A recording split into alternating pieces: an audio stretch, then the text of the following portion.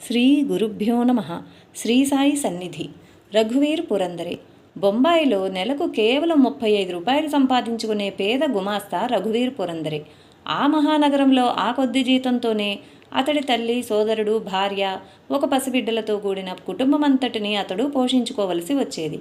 అతడొకరోజు దాసగను చెప్పిన హరికథలో సాయిబాబా గురించి విన్నాడు.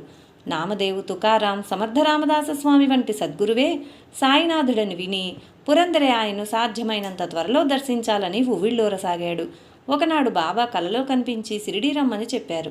అంతటితో అతడు ఒకరోజు తన భార్యను, తల్లిని తీసుకుని సిరిడీ బయలుదేరాలని నిర్ణయించుకున్నాడు. కానీ సరిగ్గా ఆ సమయంలో అతడి పసిబిడ్డకు సుస్థి చేసింది.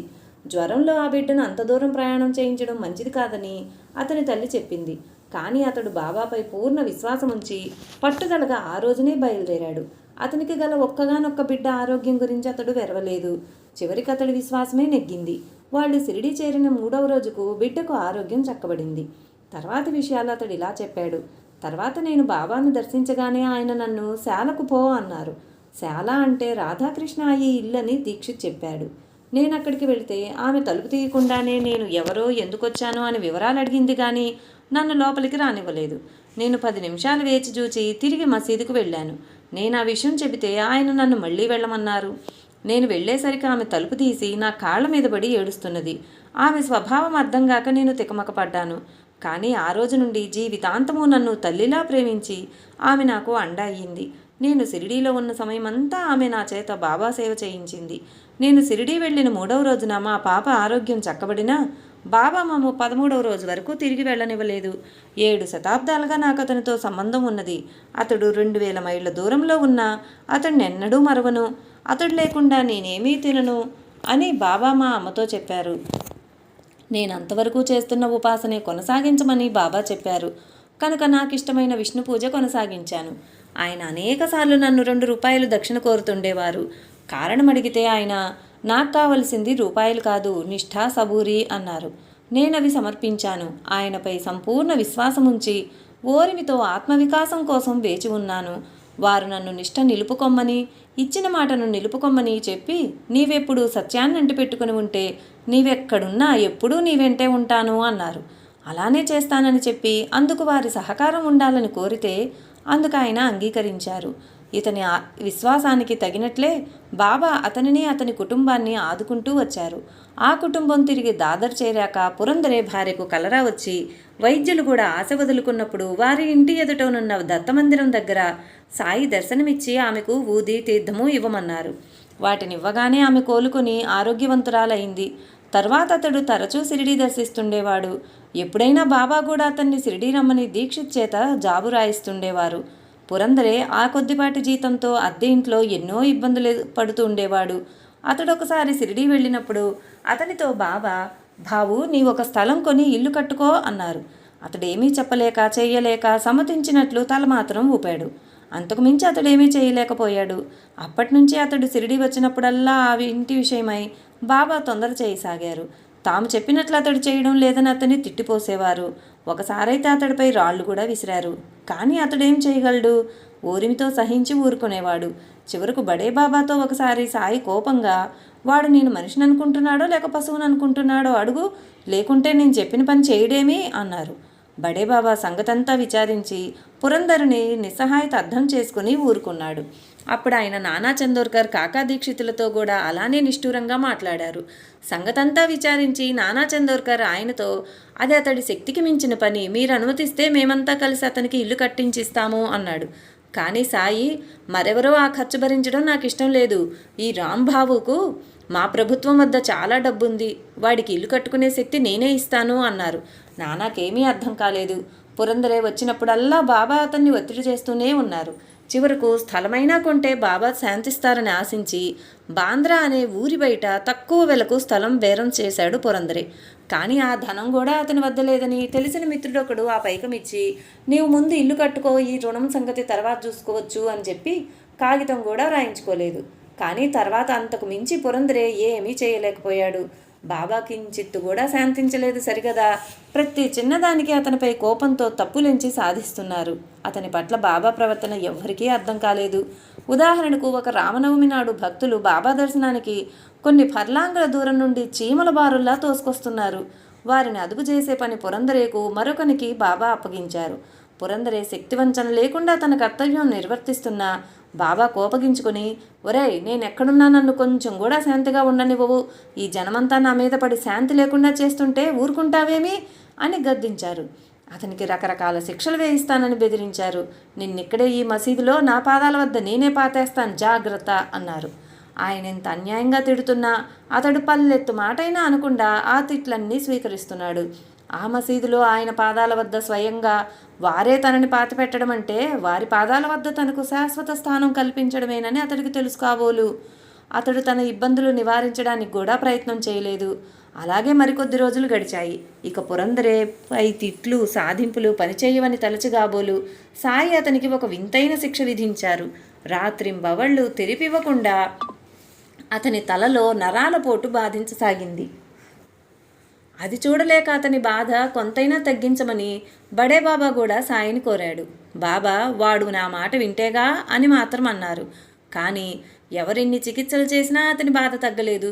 ఒకసారి అతను రాధాకృష్ణాయికి నేను ఈ బాధ భరించలేకున్నానని, ఆయన నన్ను చంపి తమ పాదాల చెంత చేర్చుకొనడమో లేక ఈ బాధ తగ్గించడమో చేయక తప్పదని సాయి మాతకు చెప్పు అని జాబు రాశాడు. అతడు షిరిడీలో ఉన్నప్పుడు కూడా ఆ బాధతో గిలగిల్లాడిపోయేవాడు. మీ సేవలో అతడు తన శక్తినంతా వినియోగిస్తున్నాడు కనుక అతనికి ఏదైనా చికిత్స చెయ్యండి అన్నాడు బడే బాబా. ఆయన అదేమీ పట్టించుకొనక అతన్ని ఇంటికి వెళ్ళి తన పని చూసుకోమని చెప్పి ఇల్లు కట్టుకున్నాకనే నిన్న బాధ విడిచిపెట్టేది అని మాత్రం అన్నారు. ఇక విధి లేక పురందరే తన ఆఫీసు వద్ద 500 రూపాయలు అప్పు తీసుకోగలిగాడు. దానితో ఇటుకలు మొదలుగొనివి తెప్పించుకున్నాడు. కానీ తన తలనొప్పి వలన ఇంటి పని చేయించుకోలేకుంటే అతని సోదరుడు చూసుకున్నాడు. రేగడి నేలలో గట్టి పునాది లేకుండానే త్వరగా నిర్మాణం పూర్తి చేయడం వలన త్వరలో ఆ ఇంటి గోడలు బీటలు వారాయి. వాస్తు పూజ చేయించి గృహప్రవేశం చేశాకనే అతడి తలనొప్పి తగ్గింది. ఆ ఇల్లు దూరంగా ఏకాంత ప్రదేశంలో ఉన్నది. ప్రక్కన ఎక్కడా ఇళ్ళే లేవు. అతడు ఆఫీస్కి వెళ్ళినప్పుడు యుక్త వయస్కురాలైన అతని భార్య బిడ్డ మాత్రమే అక్కడుండేవారు. కానీ బాబా, ఏమీ భయపడకు, నేనెప్పుడూ ఆ ఇంటికి కాపలా కాస్తూనే ఉన్నాను అన్నారు. నిజంగానే ఆ కుటుంబానికి ఎట్టి బాధ కలగలేదు. అలానే మరొకసారి అతని తల్లి తనను పవిత్రమైన నాసిక్ క్షేత్రానికి తీసుకెళ్లమని కోరింది. అతడు బాబా అనుమతి కోరినప్పుడు ఆయన వారిని ఆశీర్వదించి నాసిక్లో ఒకరోజు గడిపి ఇంటికి వెళ్ళమని చెప్పారు. కానీ అతడు అతడి చేరేసరికి ఆ క్షేత్రంలో కలరా వ్యాధి తీవ్రంగా వ్యాపించున్నది. ఇతని కుటుంబంలో పురందరే సోదరునికి కూడా ఆ వ్యాధి సోకింది.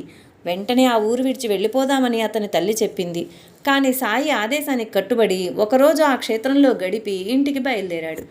ఎంతటి ప్రమాద పరిస్థితుల్లోనైనా బాబా ఆదేశం పాటించడం వల్ల అతనికి ఎన్నడూ ఎట్టి నష్టమూ కలగలేదు. అప్పుడు కూడా కుటుంబమంతా సురక్షితంగా ఇల్లు చేరారు. ఇటువంటి అనుభవాల వలన సద్గురువుపై భక్తుల విశ్వాసం దృఢమవుతుంది. ఈ రీతిన బాబా భక్తులకు ఆధ్యాత్మికమైన శిక్షణ వాచా ఏమీ చెప్పకనే ఇస్తుండేవారు. పురందరే ఇంకా ఇలా చెప్పాడు. ఒకసారి మా ఆఫీసులో నాకు సెలవు లభించింది. నేను షిరిడీ వెళ్ళడానికి మా అమ్మ కూడా అనుమతించింది. కానీ నేను బయలుదేరదలిచిన ముందటి రాత్రి స్వప్నంలో బాబా కనిపించి, నువ్వు రావద్దు, వచ్చావో కొడతాను, జాగ్రత్త, మాటిమాటికి ఎందుకు ఇక్కడికి పరిగెత్తుకొస్తావు, నీవెక్కడున్నా నేను నీ చెంతనే ఉన్నాను అన్నారు. ఆయన అలా ఎందుకన్నారా అని ఆశ్చర్యపోయాను. ఆ ముందు రోజే మా కార్ఖానాలో సమ్మె జరిగింది. నేను అనుకున్న ప్రకారం వెళ్ళి ఉంటే సమ్మెకు నేనే కారణమని తలచి అధికారులు నాపై చర్య తీసుకునేవారే. యశ్వంతరావు అన్న ఇంజనీరు ఒక గురు పూర్ణిమ నాడు షిరిడీ వచ్చాడు. అప్పుడు షిరిడీలో కలరా వ్యాపించి ఉన్నది. బాబా అతన్ని మాత్రం వెళ్ళమని ఊది ఇచ్చారు. కానీ అతడు నన్ను విడిచి వెళ్ళడం ఇష్టం లేక నేనెంత చెప్పినా వెళ్ళలేదు. నాటి రాత్రి అతనికి కలరా వచ్చి మరుసటి ఉదయమే చనిపోయాడు. ఒకసారి నేను బొంబాయి వెళ్ళడానికి సెలవు కోరితే బాబా నాకు ఆ రోజు సాయంత్రం 4:30 దాటినా అనుమతినివ్వలేదు. 6:30 చివరి రైలు ఉన్నది. బాబా నాకు రేగేను తోడు పంపారు. మేము ఎద్దుబండిలో కోపర్గాం స్టేషన్ చేరేటప్పటికి 7:45 అయింది. అప్పటికి రైలు కూడా వెళ్ళిపోయింది. బాబా మమ్మల్ని ఎందుకు ప్రయాణం చేయించారో అర్థం కాలేదు. కానీ నాటి రాత్రి ప్రత్యేకమైన రైలు ఉన్నది. అది 8:15 వచ్చింది. అందులో మేము ఇల్లు చేరాము. తరచుగా నా సెలవు అయిపోయాక కూడా బాబా షిరిడీలో నిలిపివేసేవారు. ఒకసారి 1912లో అట్టి పరిస్థితిలో నేను వెళ్లకుంటే నా పై ఉద్యోగులు నన్ను తప్పుపడతారని శ్యామ మొదలైన వారు చెప్పినా బాబా నేనే అతని పై అధికారిని అని చెప్పి నన్ను ఉంచేశారు. చాలా రోజుల తర్వాత ఒక గురువారానికి నేను బాంద్రా చేరి ఆఫీస్కు వెళ్ళాను. మా మేస్త్రి నేను సెలవు పెట్టకుండా ఆఫీసుకు గైరుహాజరైనందుకు నన్ను సంజాయిషీ కోరి ఆ విషయం పై అధికారులకు తెలిపాడు. అప్పుడు నేను రాజీనామా పత్రం రాసిచ్చాను. మా డిప్యూటీ సూపరింటెండెంట్ విల్సన్ దొర నన్ను పిలిపించి నేను ఎక్కడికి వెళ్ళానని అడిగాడు. నేను షిరిడీలో ఉన్నానని చెప్పగానే నాపై చర్య తీసుకోక నా రాజీనామా పత్రం చింపి చెత్తపుట్టలో పారేశారు. అంతేకాకుండా మా మేస్త్రితో నేనేమీ అతని బండ్రోతును కాదని చెప్పి అతన్నే మందలించాడు. ఇది జరిగిన 6 మాసాలలో నాకు ప్రమోషన్ కూడా వచ్చి ఆ మేస్త్రి నా క్రింద ఉద్యోగి అయ్యాడు. బాబాకు జబ్బు చేసినా ఎన్నడూ మందు తీసుకునేవారు కాదు. అది వారి నియమం. అంత జబ్బులో కూడా తమ చేతులు పట్టుకొని తాము భిక్ష చేసే ఇళ్లకు తీసుకుపోమని భక్తులను కోరేవారు. అలా భిక్ష చేసుకుని వచ్చినా కూడా భోజనం చేసేవారు కాదు.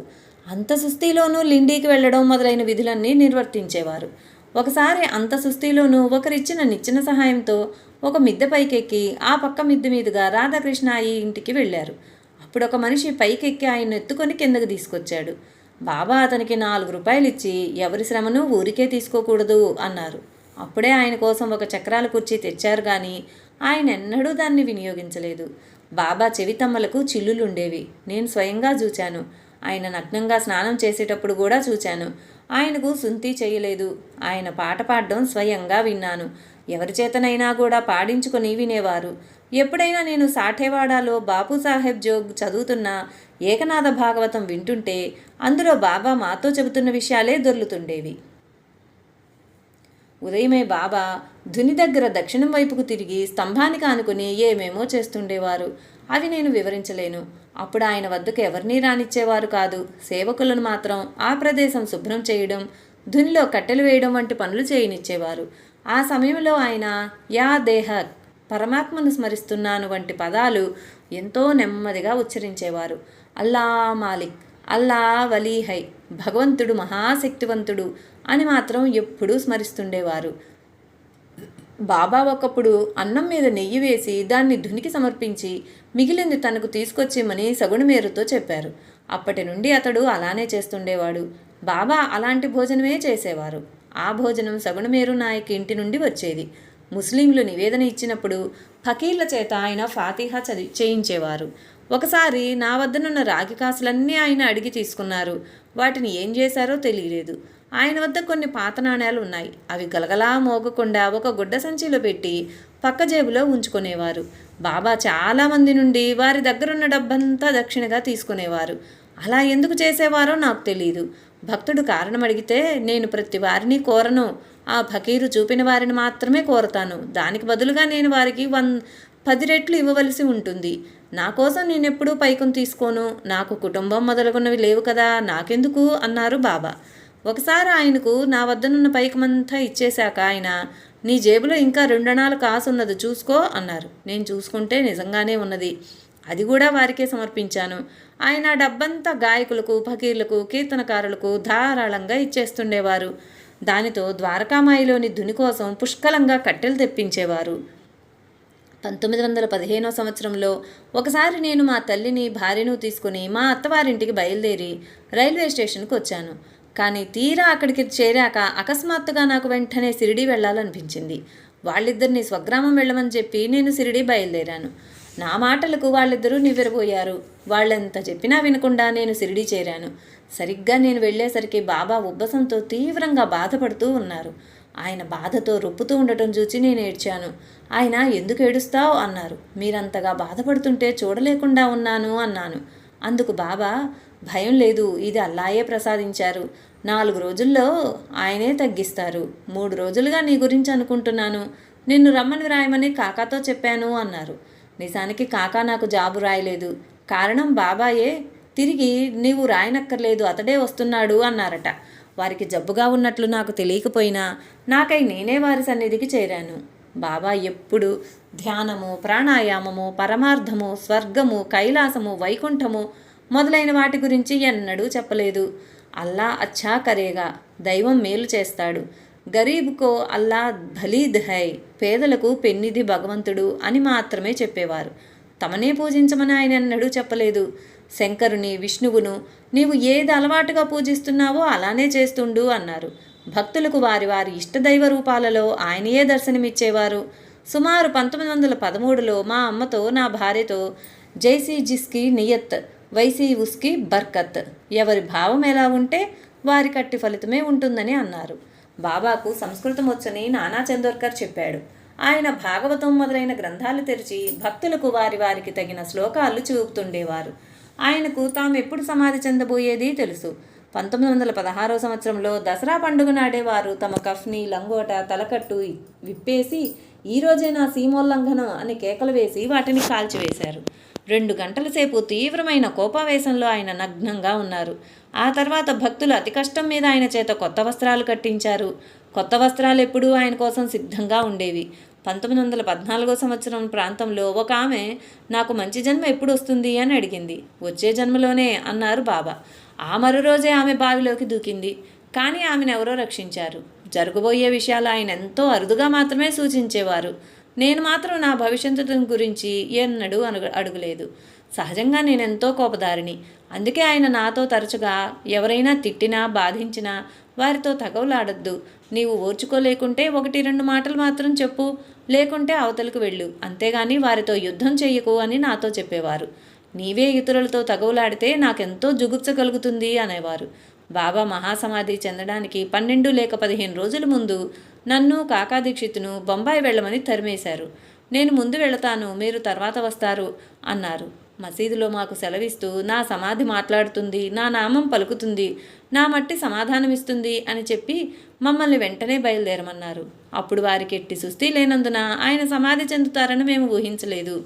మహాసమాధి తర్వాత కూడా బాబా నాకు దర్శనమిచ్చి నన్ను షిరిడీలో ఉండి సంస్థానం పనులు చూడమని చెబుతుండేవారు. నేనేం చేయాలో, ఏం చేస్తున్నానో ప్రతిదీ వారి ఆధీనంలో ఉన్నాయని తోస్తుండేది. కాకా దీక్షిత్కు సహకరించమని నాకు, నాతో సహకరించమని కాకాకు చెప్పారు. మేమిద్దరము ఆత్మీయులుగా పనిచేశాము. ఆ ప్రకారమే రఘువీర్ పురందరే బాబా సంస్థానానికి ఉపకోశాధికారిగా పనిచేశాడు.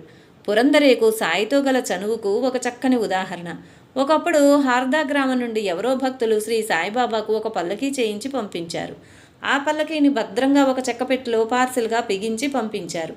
భక్తులు ఆ పెట్టెను ద్వారకామాయి ముంగిట బాబా కూర్చున్న పెద్ద రాయికి, తులసి బృందావనానికి మధ్య పెట్టారు.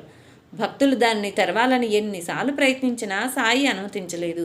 సుమారు 2-3 మాసాలు అది అలానే పడి ఉంది. ఒకరోజు సాయికి భక్తుల్లో ఒకరైన పురందరే చొరవ తీసుకుని ఇలా అన్నాడు. బాబా, నేను ఈరోజు ఈ పార్సిల్ విప్పి పల్లకీని బయటకు తీసి పువ్వులతో అలంకరిస్తాను. ఈరోజు చావడి ఉత్సవంలో మిమ్మల్ని ఈ పల్లకీలో ఊరేగించి తీసుకుపోతాను అన్నాడు. సాయి సుతరాము ఒప్పుకొనలేదు. కానీ పురందరే ఆయన అభ్యంతరమును కూడా పట్టించుకొనక దాన్ని విప్పదీయడానికి ఉపక్రమించాడు. బాబా 2-3 సార్లు అతన్ని గద్దించారు. అయినా అతడు వినిపించుకొనకపోయేసరికి ఆయన పట్టరాని కోపంతో అతన్ని తిడుతూ చంపేస్తానని బెదిరిస్తూ చేతిలో సట్కా పట్టుకొని అతని మీదకు పరిగెత్తారు.